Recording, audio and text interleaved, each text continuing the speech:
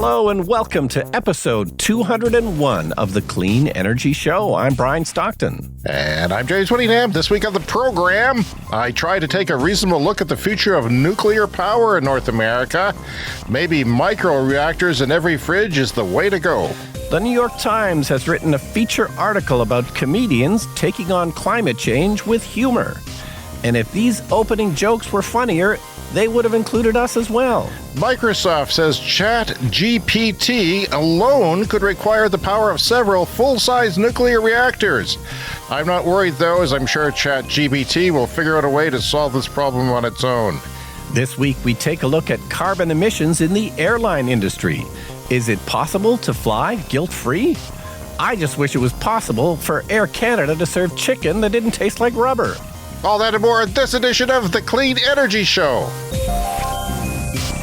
Also on the show this week, New Jersey offers $50,000 for electric school buses as backup power for schools. Battery storage is taking off in 2024. Bigger offshore wind turbines are being shelved in the United States this year. The city of Chicago is suing all 6 oil and gas corporations for deceiving Chicago consumers about the climate dangers associated with their products. Brian, as we taped the show last week, my hapless son in town from university for a week off was getting his oil changed in his old combustion vehicle. And he was trying to get a hold of me, but I was doing the podcast, and they were screwing him at the oil change place. He brought his own high-mileage oil because his car is from 2002. It's like a Honda Civic. So he bought high-mileage oil at the Canadian Tire store, took it to the oil change place, Mr. Lube, and they did things that he didn't want them to do. They lubricated things. He said, I just want the oil change. And they put in washer fluid and charged him $3 for putting a few splashes of that. He said, no, I don't want anything. That used to be free, the top-ups of the washer fluid, but not anymore. Yeah, along with the coffee. But that's just stupid. The whole thing is stupid. Do you realize that? Do you realize how stupid this is? It's worth getting an EV just for that. Yeah, anytime anyone talks to me about something like an oil change, I feel like my eyes just glaze over, and I just like, it's like talking to someone from the previous century. And then, if that wasn't bad enough, he went and filled up his gas tank, and the nozzle was leaking. A bit of a safety hazard. That's not good. And it got all over him, and of course, it stunk on him the whole day. And it's carcinogenic. It's archaic. This old system is archaic. And there's a better way, Brian. There's a better way. You and I both have EVs, 5 between us at the moment. Yeah, that's too many, but yes. This is a little ridiculous, but we'll whittle that down soon. And also, I had an update on my family tree. You remember I was doing my family tree, and I got back to something like 1,200? Well, for some reason, I merged one of my relatives into another family tree that was a duplicate, and that family tree took off ostensibly to 400 BC, but it's BS, because somewhere in the line was Jesus Christ and Mary Magdalene having a baby. So somebody screwed with it, spent a lot of time screwing with it. But mine does go back to one dude who came over on the Mayflower. His name was Richard Warren. Wow. And this has been extensively researched because, all the Mayflower people have been, and their lines have been researched. Well, for a second, I thought that was special because I was in turn related to Taylor Swift, who's a cousin of mine, distant cousin. But it means nothing because that one guy had 17 million descendants. Sure. He had 5 kids who all had 5 kids. And from the early 1600s, that really takes off. But again, it had me thinking about my descendants. I mean, one day somebody's going to look back at me, and they're all going to have that information now. They're going to have audio recordings of me and pictures, and my most inner thoughts are going to be available if they so desire to check them out. And they're going to have to know that I gave an F about the planet that they've inhabited. That many generations, hopefully the climate crisis is over, because that was 400 years ago. But yeah, well, we're going to talk about New Jersey this week, and that's the home of the Stockton family in North America, is New Jersey. Richard the Signer Stockton, signer of the Declaration of Independence. Yeah, I never liked him. I never cared for him. Very shifty. The Stocktons, the long line of Stocktons are shifty. It's totally shifty. I just got back from Toronto. I had a very quick trip to Toronto, and I wanted to talk about that.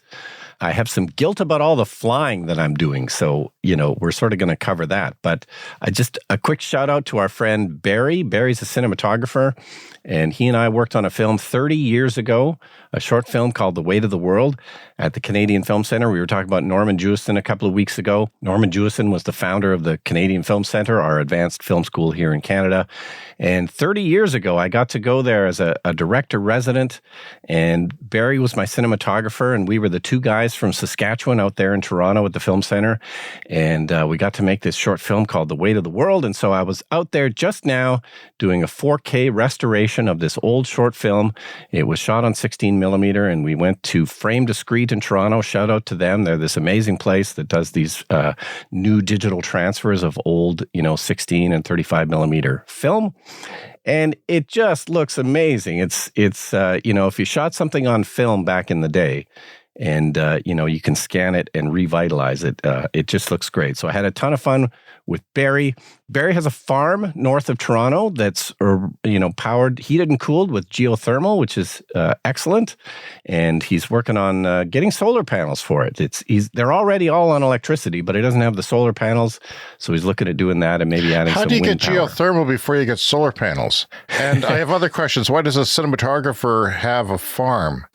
Answer my questions, please. I cannot answer that question, but that Barry flies around a lot. Speaking of flying and guilt about flying, but that's kind of his home base, is a farm north of Toronto. But he does a lot of flying. So yeah, we talked a lot about on the podcast. There was a period of about 6 years, partly because of the pandemic, where I never did any flying, and I was super proud of myself for not any of those carbon emissions. But now in the last year, I've done a ton of flying. And so I've had to kind of wrap my brain around that. Should I feel guilty about all this flying? So I listened to a podcast from The Guardian. This is on their Science Weekly podcast. This was around January 16th. This episode came out and was called, "Is Guilt-Free Flying on the Horizon?" The short answer is yes and no. I mean, everyone is working on solutions, of course, for how to fly with fewer carbon emissions. So look up the podcast. I didn't pull any clips, but I made some notes, and I just want to talk about this podcast for a second. But look it up if you're interested in this. They had a guy on who was kind of an expert in these things, and he's currently flying electric aircraft, which we know from the show is really, at this moment, it's just short haul, often for training. Very, very small aircraft are electric, but it's this is kind of where we're at for flying. It is going to take quite a while. This is going to be one of the harder things to solve in terms of carbon emissions and climate change. Right now, 2.5% to 7% of the worldwide carbon emissions are from flying. They don't know the exact figure, but sometime, 2.5% to 7%. And they're anticipating a lot more people are going to fly. It's the same reason a lot more people are driving. There's more people in the world going into the middle class, and why should they be restricted to their, where they live? The industry is expanding. For better or for worse. So there's, different ways to tackle this that they talked about in this podcast. Green hydrogen is currently one of the solutions. So it is possible to power an aircraft with green hydrogen. But right now it's kind of looking like very similar to just battery electric airplanes, that the hydrogen would work best for kind of shorter distances. And, we think that we're going to have maybe battery electric planes that, it sounds like it would be something similar. The problem is going to be those super long flights. So as it is right now, if, you've got an airplane, the problem is batteries are too heavy, right? And airplanes have to fly. So, normal jet fuel is 1/50th the weight for the same amount of energy currently for what's available for batteries. And that's why it's not currently practical. So what should we be doing? Well, we should be investing in other things other than flying, more robust rail, high-speed rail. And like they have done in France, we need to do more regulations to basically outlaw any short-haul flying, which, in France, we've talked about this on the show, that if it's something within an hour or two, you're not going to be allowed to have a flight. You're going to have to go by train. So we should be doing more of those kinds of things.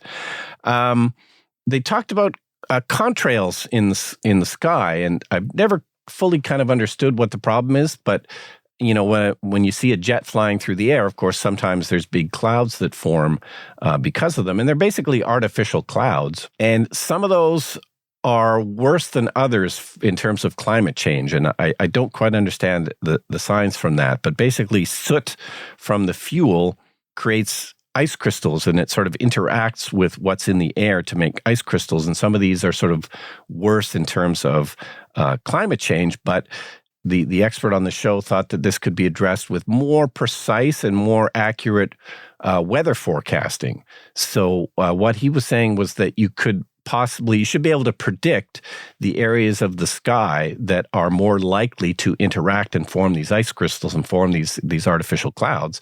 And if we can accurately predict those, well, then we can just reroute the planes so that they don't fly through those areas. And if we can figure that out, that would actually be a massive reduction in terms of the sort of greenhouse gases that airplanes do. So, yeah, I thought this was super interesting. Of course, biofuels is another one, or e-fuels. And, you can make fuel by taking carbon out of the air. You can take the carbon out of the air to make your fuel. This is definitely a way to do it. You could even maybe make it carbon extra neutral by taking out more carbon than you need to make the fuel. But currently it's way too expensive and difficult. And so maybe that's something on the horizon. The contrails, I've read pieces about how much they reflect the sun, that there was a difference when the pandemic lockdown happened, and there was measurable increase. One was ships. Remember, we talked about that a couple of, which was very interesting, but also from airplanes that actually deflects some of the sun. Yeah. I don't know what the balance is. And certainly we need to decarbonize completely. Improving is great, but, I do foresee, though, maybe in 40 or 50 years, maybe in my kid's lifetime, where you could take a flight guilt-free. And it would also be cheap because it would be, well, for one thing, there wouldn't be any pilots involved. It would be, unfortunately, there wouldn't be any pilots involved for them, but there would be autonomous. That's very close to happening, I think. It's certainly very realistic, and it's practically done by them anyway. And then you get, cheap, free solar in the batteries. Yeah, I think that's a good way to sum it up. I think guilt-free flying is on the horizon, but more for our kids probably than us. As this is definitely a longer term thing. But, I was thinking about it, and of course, it's often pointed out that it's the very wealthy that are responsible for a lot of these emissions because it's the wealthy that fly. But a lot of it is just like people have to fly for their jobs. It's a really common thing. And I wouldn't want people to give up their careers just, to cut down their carbon emissions. Barry, for example, flies a lot. He does great work as a cinematographer. I don't think it makes sense for him to stop doing that just because of the emissions. I know someone who's a comedian, a stand-up comedian in Canada. We're going to talk about comedians later. It's very difficult to make a living as a comedian in Canada. You don't make a lot of money at that, but to make that money, you have to fly to do it. There's no other way. Like, Canada's a massive country. It's, in terms of area, the second largest country in the world. And all of these things, it's for me to get to Toronto, unless they built a nationwide high-speed rail, flying is the only practical way. It takes 3 days to drive to Toronto. I could drive electric, but it just takes too long. And, flying is the only practical way. And a lot of people have to do it for their jobs. And I wouldn't want them to give up their careers, just because of the carbon emissions. What if you could take an autonomous vehicle there and it would drive you the whole way, charge the whole way, and you could just read a book and nap? That's a good point, because driving yourself to Toronto takes 3 days. If you're crazy, you can do it in 2 days. But yeah, if it was an autonomous vehicle then that you could sleep in, it's about 32 hours of driving. I would definitely consider that if it was autonomous. Yeah, you could do it a lot faster. Just sleep in the car. You'd still have to stop for bathrooms and food, though. Yeah. Then you might get cramped for 3 days. It's a long way. So you could look at the scenery. Yeah. Not ideal, but, solutions on the horizon. Maybe 20 years from now, that might be something that people do more often. They might take less flights. There might be, at that point, taxes on flights, like heavier levies because of the carbon pollution on flights to do an alternative, and they might might do that. I don't know. Yeah, and all of that is tied to the economy too. I mean, there's lots of things we could all do to lower our carbon footprint, but those things all affect the economy. And if the economy starts crashing because of that, well, then we're not really going to have enough resources to deal with the climate issues. We need a robust economy to deal with the climate. Spec Reviews did a Honda Prologue EV. And so did, 15 other people on YouTube. They did it in the San Francisco area. But I was watching that, and I had his navigation screen. And the Honda Prologue is basically the Blazer, the Chevy Blazer, with a Honda badge taped on it. Oh, I didn't realize that. So it's the same damn thing, because Honda's not making their own EVs anymore at this point. They are getting the Ultium platform from Chevrolet, which has had huge problems, which was outlined in a very good investigative journalism piece on Inside EVs. It was published there last week about their problems, but hopefully that doesn't come to the Honda Prologue. I don't know if it will, but they're going to make a few of them this year.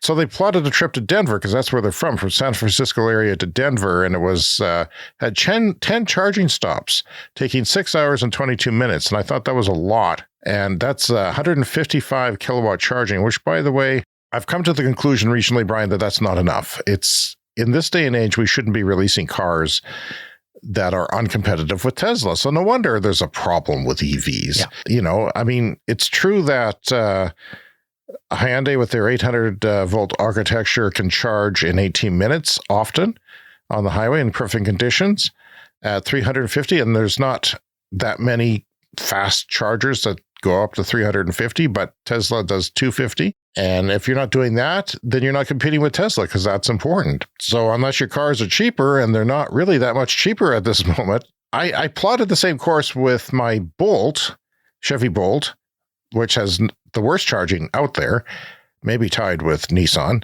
with their Leaf, their old Leaf. But I did it on Better Route Planner. That's the software that non-Tesla people use to plan their routes and charging stops. And it said 11.5 hours and 15 stops instead of, so it was about twice as long, but it charged 3 times as fast. So I got to thinking, well, maybe 3 times peak doesn't mean 3 times as fast, right? You have to remember that. And it's complicated. You have to look at how fast it charges from 10 to 80% to know what it's going to be like on the highway.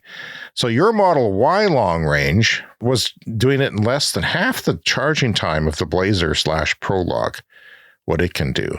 I typed it in the long range. I don't know if I got your wheels right, or if I typed in all-wheel drive. I think I did, but yeah, it was 9 charges for 3 hours, which was a lot more reasonable for that length of trip. You'd have to stop that long anyway. The Hyundai Ioniq 5 long-range front-wheel drive is 4 hours of charging, surprisingly more than the Y. Now, I can't figure that out. Why it told me that would be more than a Y, because that's the long range of something that charges ostensibly faster. And it's a complicated world. It's hard to compare a car to a car. You really do have to watch these YouTube channels if you're getting serious about something, and see what their tests do. They spend lots of time doing these tests. And yeah, I don't know. It's hard to say. Like, peak charging is important, but the overall charging is important too. Like the curve of the charging, you want it to go up and stay up for a long time before it comes down. And some of them, like mine, come down at 50%, which is not ideal. Yeah, and still early days. And of course, all this is going to improve in the next few years with, more chargers available and better charging curves. But yeah, if you're going to do a lot of road trips, there's still some planning involved. All right, so you sent me an article from the New York Times, Climate and Comedy. The article's called Climate Change is No Laughing Matter, or Is It? And I thought that was interesting, because we try and have an entertaining, fun time here on the Clean Energy Show. We try. Not this week, because I chipped a tooth that I can't afford to fix, so I'm not in a good mood. Oh, yeah. No. My son, he came back with popcorn, and which led us to buy Cracker Jack. Yeah. To compare what it'd be like with peanuts, and that chipped my tooth. Yeah, it's just... You chipped your tooth on like a hard popcorn kernel. Something like that. It was made harder by the process of caramelizing it. Anyway. Brutal. Well, that's going to cut back on the comedy on the show this weekend. Unless my tongue starts bleeding from the sharpness of what's left of my tooth. But yeah, I wouldn't call what we do comedy, but we try and have fun. We try and highlight the better news stories, because climate change, as we've discussed, last week, it's causing a lot of people anxiety, of course, climate change. So a lot of comedians have figured out that, possibly humor is the way to deal with this. And we've, I think, talked about all of these people on the show before, because I do like to highlight when somebody puts something funny out. The Juice Media from Australia, friends of ours, basically, who put out very funny, honest government ads about government policy to do with climate change. Yellow Dot Studios, which is Adam McKay. I played a clip from one of their YouTube videos, many months ago. They're putting out sort of humorous videos dealing with the climate change issue. Adam McKay, of course, made the movie Don't Look Up, it's on Netflix, and it's a comedy, I guess. Didn't make me laugh, but a comedy about it was too dark a humor for you, too close to home. It was too dark, and the last one that mentioned in the article, Rollie Williams has a YouTube channel called Climate Town, which I can't remember if we've mentioned, but he makes very, very funny videos about climate issues on YouTube, and I would encourage people to look all of those up. So I like all of these channels: Yellow Dot Studios, Rollie Williams, Climate Town, the Juice Media. You found Climate Town, but you didn't find Mr. Beast. I don't understand how that didn't come across. I think the Mr. Beast stuff looks too clickbaity for me, and I just, the algorithm knows I don't want to see them. The algorithm knows. It knows everything. It knows everything. It knows what the rabbit hole to send dumb people down and keep educating them in the wrong way. But I did realize that, looking at these lists that I just mentioned, is I don't keep watching all of them. I've watched a few from each of these channels, but I think they maybe emphasize the negative stuff too much. I think we like to focus on the good news here on the Clean Energy Show. And there's lots of good news, except this week. And there's lots of good news. I like to take it as a given. We all know climate change is real. We all know it's man-made. We all know it's caused by the fossil fuel industry, and that they're further complicating things by pretending that it's not real and spreading misinformation. And all of those channels I mentioned, they all kind of keep going back to those things, which are very real issues that we need to deal with. But it even though they're humorous, it still makes me depressed, I think, to keep watching them. So after I've had a taste and I see what they're up to, I tend to stop watching them. Really? Yeah. Well, I'm surprised by that, because Climate Town is very successful. Yeah. There's educational channels that I haven't learned about that my kids turn me on to from time to time, and I realize they've been around for 11 years and have, the hosts are retiring rich, and I haven't even come across them, but they have, and they've, kids these days, they're getting educated on YouTube. That's all I have to say. Well, Climate Town, that guy Rollie Williams, it says here in the New York Times article, he started by doing a humorous show where he played Al Gore, and his joke was like Al Gore made an inconvenient truth a very long time ago, so he was doing a live stage show where he played Al Gore, and he was like, "I told you so, everybody. I told you so." Al Gore, can very much look back and say, "I told you so." And I thought that was super funny. And that evolved into his, Climate Town YouTube channel. But yeah, I don't know. I think to me, focusing on the good news is the only way to get through this. And we've got good news every week here on the show. Sometimes there's a struggle. There's a lot of negative news out there about EVs and the pace of renewables this week, but it is a temporary setback. We won't dwell on them because these things are still sorting themselves out. I listened to David Roberts on the Dr. Volts podcast. He has that podcast that's very popular.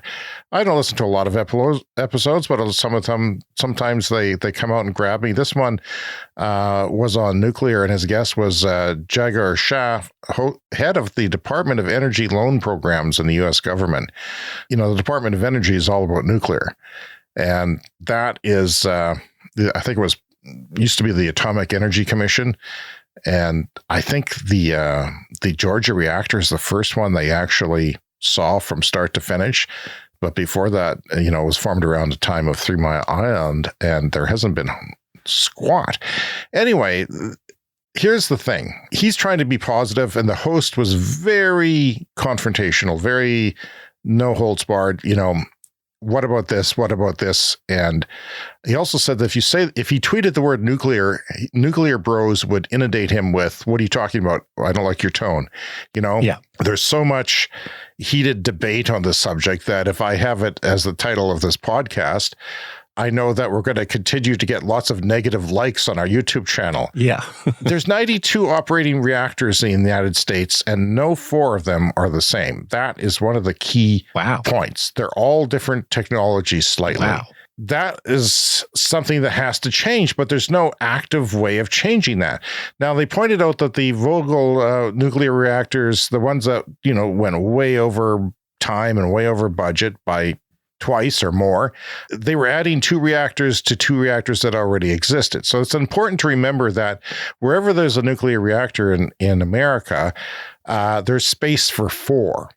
So you have that opportunity to put, in most cases, 2 more, and they build them in pairs because nuclear reactors, remember, are down 10% of the time, which is more than 1 month a year. In order to service them, you have to have them down. So it makes sense to have 2 reactors. So anyway, the first reactor went terribly because they had to train people. There was 13,000 people trained, 9,000 on the site of that reactor. None of them knew what they were doing, and they had to backtrack and redo things, and it went slow. The second reactor cost about 30% less. So he argued that if you built the 4th one, it would probably be about 50% of the cost of the first one and be done in about half the time. And if that were to happen, if we were to standardize, but you can't do that. There's no effort to do that because you want the free market to do whatever it wants to do. And then, the government's paying for half of this. The federal government, the NRA, is paying for half of all nuclear reactors when it comes down to it. 30% here, 10% there, and another 10%, and all adds up to 50. And you want to build multiple reactors. So that's one of the reasons why small modular, which he says will not be made in a factory. It's just not going to happen. They're going to be made on site. They're going to be smaller. Yeah, well, this was the promise of small modular, nuclear reactors. Is the idea was that it's a standardized design. They're a bit smaller. You can perhaps make them in a factory and ship them out, and we could make lots of them quickly, but I guess maybe not so fast. He joked that they were all snowflakes. They wanted to make snowflakes for nuclear reactors, individual, and no 2 were alike. But he said Canada got it better because we stuck with one design, and we just overhauled all of our designs and upgraded them. And apparently our workforce, because they were all the same, did a very good job. We also were more realistic about budget, so we didn't go over budget. We padded in contingencies and things like that. And so it worked out better for us. And he says the next reactor will be in Ontario as far as North America is concerned. But as far as the States are concerned, we don't know yet. So they would have to, if Brian, they standardized and went with one design for large-scale nuclear reactors or small and kept making them, the learning curve would be enough to compete with solar plus storage, perhaps. But it's just not happening. We need it to happen yesterday. It's not happening, and that has to go. He said the people who built the last reactors retired or went into other trades. Cost estimates were not smartly done. They were stupidly done. And the country lost the ability, he says, to do big things. He says, we just agreed that China would do big things and we'll let them do it. And even with high-speed rail, they're having trouble with that in California. It's way over budget. And of course, some of it is land.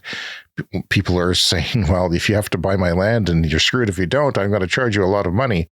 But here's the thing. Microsoft alone, they are part owners or majority owners. I don't know. ChatGPT is now kind of theirs, and they need 10,000 megawatts. They figure by 2030, because all these companies, these tech companies, Amazon, Google, Microsoft, they want to be neutral, carbon neutral by 2030. They're going to need like 8+ reactors just for ChatGPT by 2030. Yeah, well, we've talked about how things like, cryptocurrencies take a lot of electricity, and in the glorious future that you and I might not live to see, well, we'll have abundant clean energy and none of these things will be an issue. AI, of course, AI is going to take a lot of electricity. NVIDIA, who makes computer chips, the company's just taking off because they make the kind of chips that are needed for AI. But yeah, you need a lot of power to run those chips.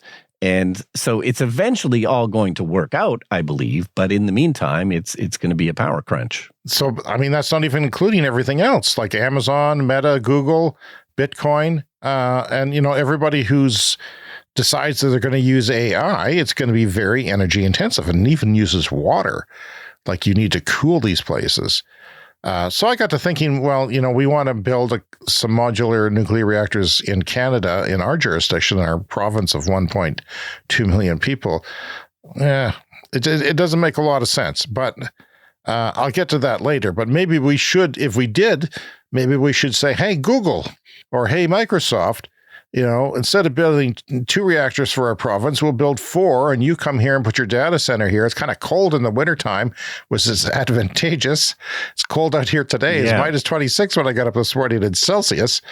Yeah, so it's only 3.5 megawatts of geothermal by 2030. Or sorry, gigawatts of geothermal by 2030.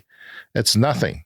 That's they think 90 might be possible by the 2040s, but that's not a lot. So there's not a lot of geothermal potential even that they think even on rosiest case scenarios of decarbonizing the grid, because it is a base load power and it is something you can turn off and on pretty quickly. Yeah, so it's at the moment it doesn't compete with solar plus storage or the anticipated even reduction of solar plus storage, but it could perhaps do that. But I mean, is it even necessary? I don't know. We're going to talk about how some of the storage is taking off this year in 2024 later in the show. So with current nuclear plants paid off, the cost of just running the plants is 3.5 cents per kilowatt hour. People think it's free. Well, 3.5 cents is kind of like what solar is.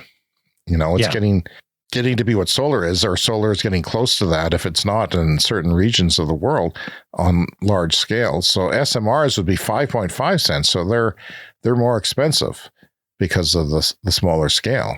That's if they were paid off, Brian. That's not how much they'll cost, Well, and you need things like security at nuclear power plants and just the security costs alone that you don't necessarily need for, say, a solar farm. And that's another reason for buying or, putting up more than one reactor is because the security costs are essentially the same.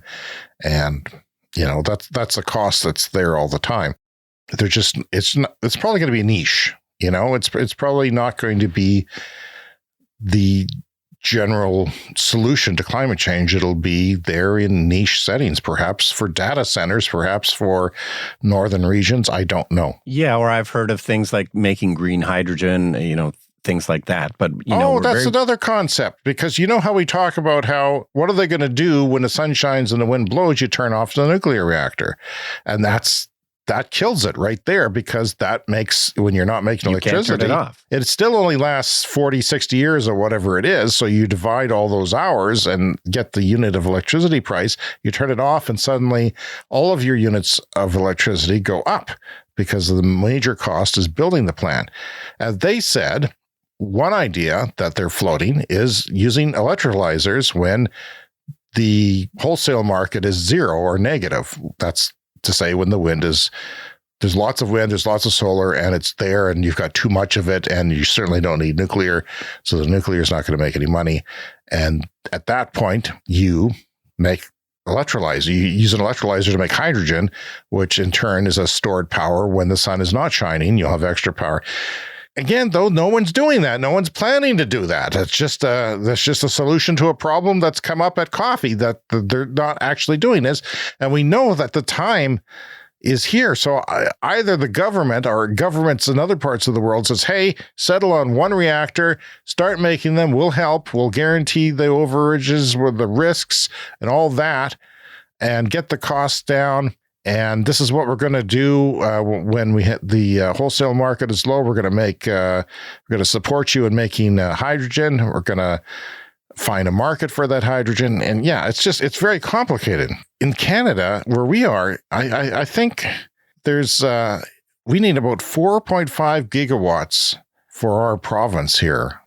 So 2 full-scale reactors would pretty much do half of that. And that's probably why they're not accounting for more than 8% solar in 2050, which is absurd.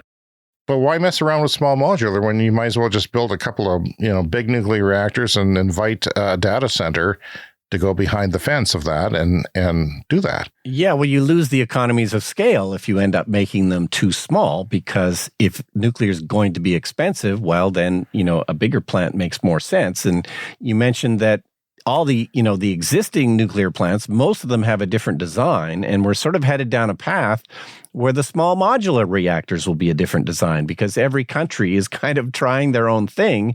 Yeah. And if we all got together and decided on one design, then, maybe we'd have something. But yeah, I don't know. I think here at the Clean Energy Show, like, we're on team solar, wind, and batteries, and, maybe nuclear's got a shot, but you hear it all the time. People assume we're going to need nuclear, and I don't think that's the case. No, there is. I don't know if they're online or about to go online, but in China they have a couple of small modular reactors, so they'll be the first. But you can't go to the store and buy them. You can't order them now. They're still in development, and they're expensive. And the theory is that they could be made cheaper by making a lot of them, but you have to agree on one worldwide, and then you have to make a lot of them. Yeah, a lot of them. Yeah, no, there's sort of 2 existing in China, which, as I understand it, are both different. They're not the same design. They're maybe not that small. They're built on site. They're not built in a factory, which is the dream, of course, of modular. But I don't know. Nuclear's got a long way to go. There's also microreactors, which are 1 to 15 megawatts. And some of them can actually roll around on a truck, so you could, take them to a mine, or maybe maybe they're good for northern communities. We have northern communities in Canada that are isolated and are using diesel. They certainly could use solar. They certainly could use wind, but maybe this would be their backup, is some sort of microreactor. But again, you have to make them, and they're not making them, Brian. Okay, so I want to talk about New Jersey, home of the Stockton family in North America. We like to talk about electric school buses here on the show. And I believe we talked a while ago about Prince Edward Island in Canada. They were putting out tenders for electric school buses. And part of the idea was, when the buses aren't being used, that they could be parked at community centers or something and provide emergency power. Well, they're thinking about that in New Jersey as well. So they're offering about a $50,000 incentive for bi-directional school buses in New Jersey. And this is a pilot program, $45 million, 18 different school districts. And the idea is, this is coming from the New Jersey Department of Environmental Protection, that the school buses could be used at the school sites for both backup power in the event of power outages at schools, as well as arbitrage from the grid. So maybe your school bus rolls up in the morning and it's got 30% charge left. Well, daytime power often costs more from your utility, so you could run the school bus battery down to 0 then, and avoid some of the higher cost grid costs during the day. And then you can charge up your school bus overnight when electricity is cheaper.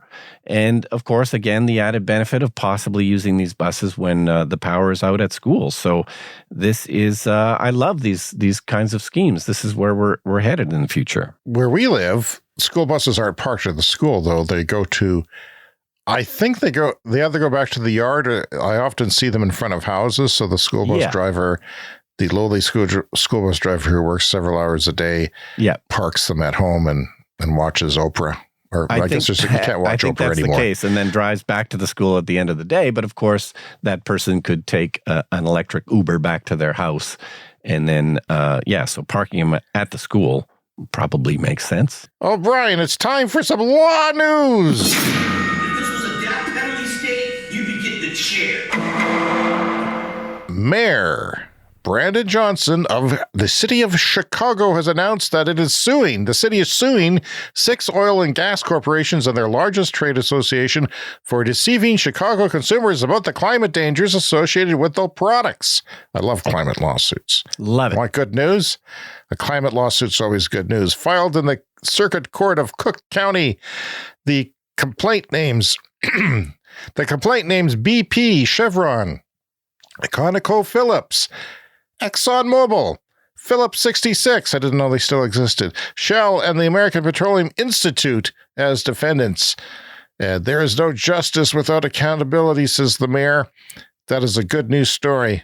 Brian, I wish them well, and we'll of course update you as we go on with the show. Well, whenever I think about Cook County, I always think about that scene from the Blues Brothers movie where the Blues Brothers have to get to the Cook County assessor's office and pay a tax bill, I think, and Steven Spielberg plays the clerk behind the counter at the Cook County assessor's office.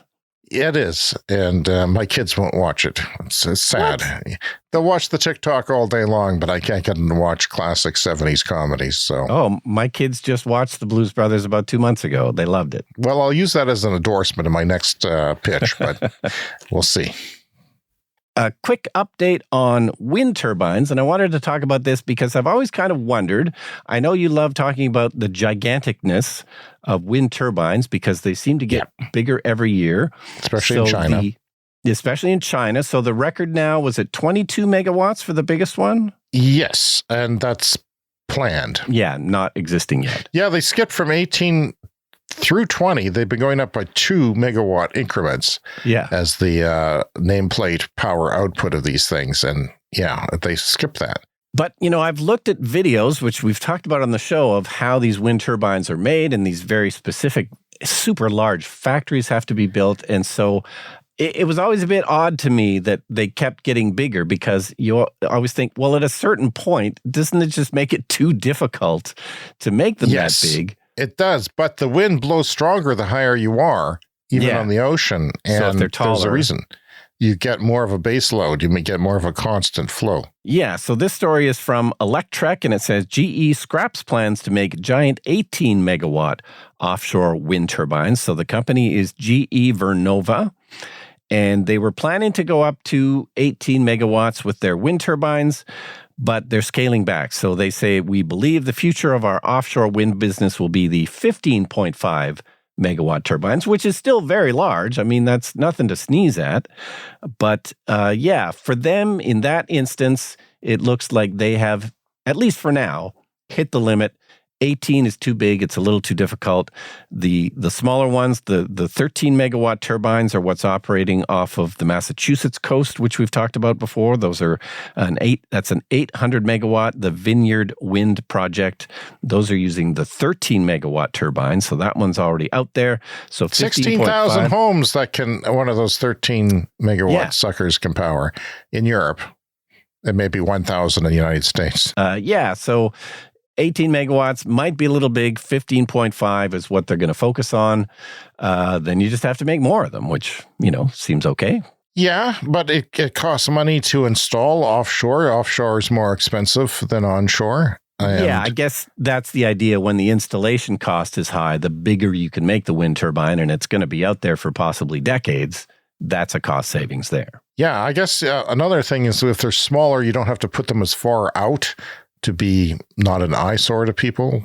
That's sort of an advantage. But I mean, the latest technology is going to be the most expensive and the most difficult to deploy. So if you have lots of experience with the not so latest technology, then maybe you can do that. That's the best business case. I wanted to talk a little bit about data center use again, because I have some numbers here. Since 2010, the number of internet users worldwide has more than doubled. You might have thought, as a North American, everybody's on the internet in 2010. Well, they're not. That mostly went up, I think, because people went directly from not having the internet to having the internet on smartphones, where they could just build up a tower and not put out infrastructure in some countries. Global internet traffic has expanded 25-fold since 2010, all that HD and 4K Netflix material going through the net. Rapid improvements in energy efficiency have helped moderate growth in energy demand from data centers and data transmission networks, but it's still 1 to 1.5% of the global electricity use, and it's, as we said before, it's slated to expand dramatically. So that could be a good chunk of our, maybe 5% or more at some point by 2030. Despite strong gains in efficiency, the rapid growth in workloads handled by large data centers has resulted in substantial increase in energy use in this segment over the past several years, growing 20 to 40% annually. So this is a big deal. Combined electricity used by Amazon, Microsoft, Google, and Meta more than doubled between 2017 and 2021, rising to around 72 terawatt hours in 2021. This is excluding crypto, by the way.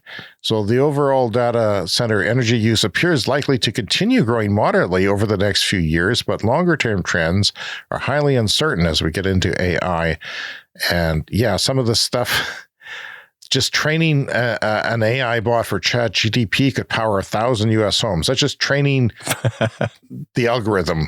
Yeah, just the power to do the, when we clone the Pope's voice here on the show, where we're probably using tens of thousands of megawatt hours. Well, you and I are both powered by solar, and yeah. I don't know, it snowed. I don't know if I'm getting solar or not today, but I might be because it was so windy. It's time for the lightning round. The lightning round is a fast-paced look at the latest headlines in climate, clean energy, and transportation. Here we go. The Arizona Corporation Commission has approved a request from utility APS to raise rates and add a punitive charge to rooftop solar customers. Residential customers should expect to see bills increase by $10 to $12 per month, while customers on the rooftop can expect their bills to increase by as much as $15 per month. Solar customers are already paying about $80 per month on average just to be connected to the damn grid, Brian. $80 a month. That's a lot. I mean, at that point, you go buy a battery and say, ta-ta, grid, we don't need you, especially if you're in Arizona, where it's sunny and good solar there. Might be worth considering. Fox Business says climate change explodes the cost of home insurance. We don't often quote Fox News on the show here, but here we go. Florida is most expensive at nearly $10,000. Oklahoma, Texas, or other states that have 3 times higher than the national average insurance because of climate change. And surging home insurance costs could force families to leave 10 states in the future. California launches a plan to add 56 gigawatts of solar, wind, and battery storage to slash grid emissions. That means replacing burning gas. The plan cuts gas generation by 71% by 2035 and 90% by 2039, and the grid emissions fall to just 25 megatons by 2035. There's a study by the Pembina Institute in Alberta, Canada. It says that conventional oil and gas, which is allowed on all classes of agricultural land, by the way, is 125 times more land intensive than wind and solar development.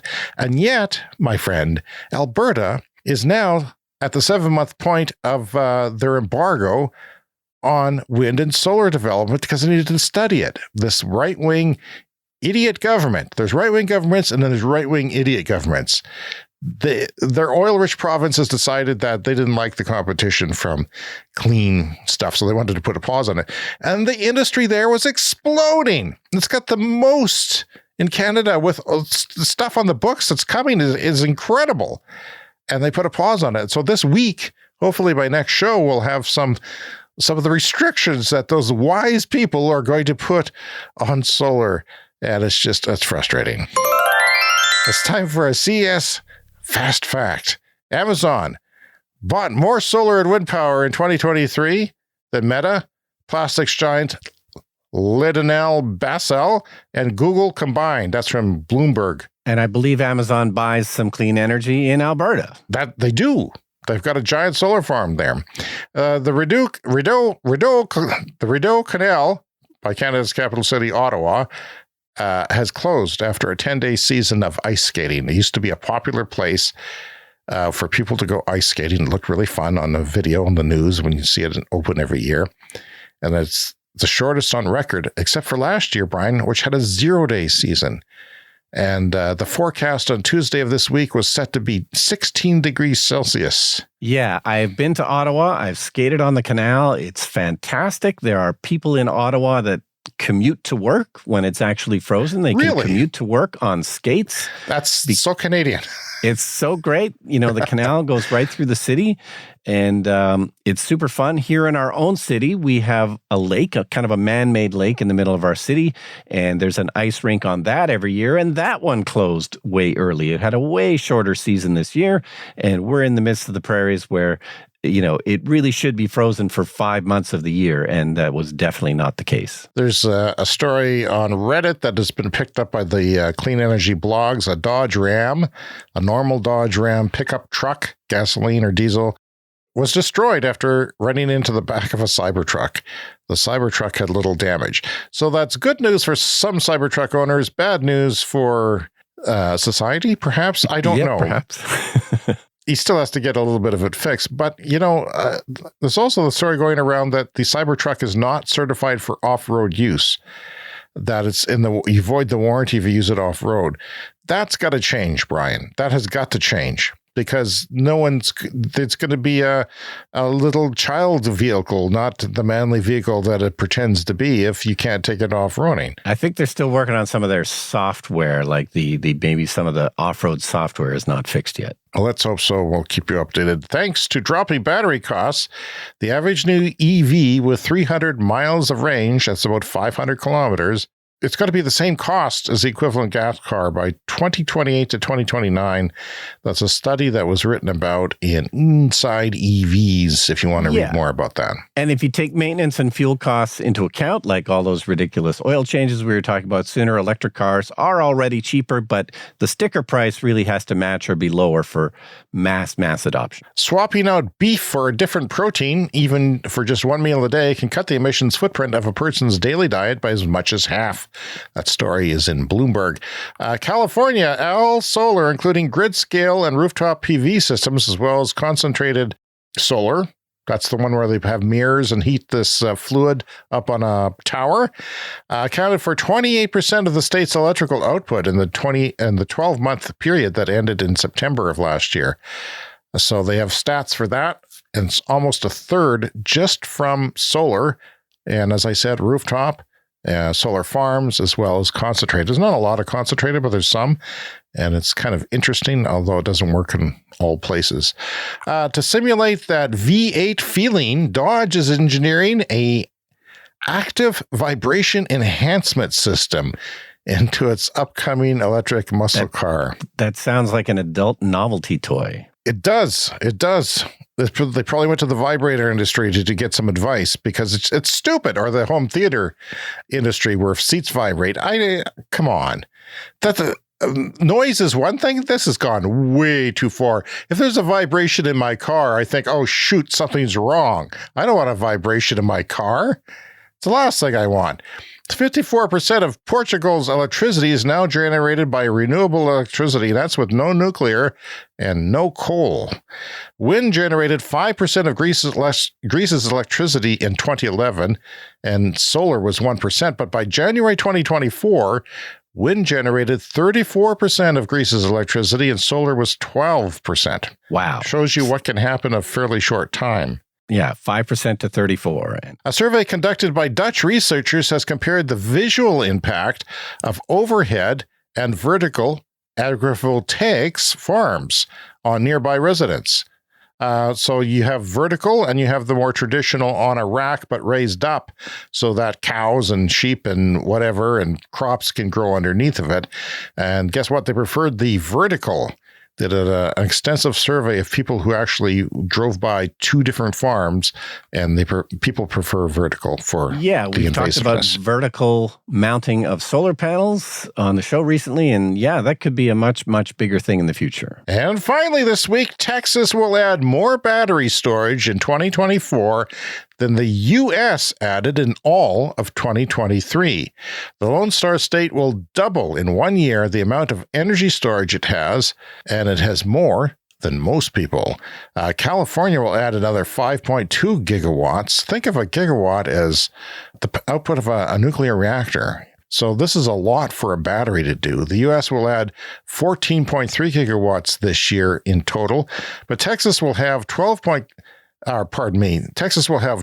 gigawatts of 2 to 4 hour storage by the end of 2024. So that's often used for extending the day that solar produces power for the grid and extends it into the high demand in the supper time and evening.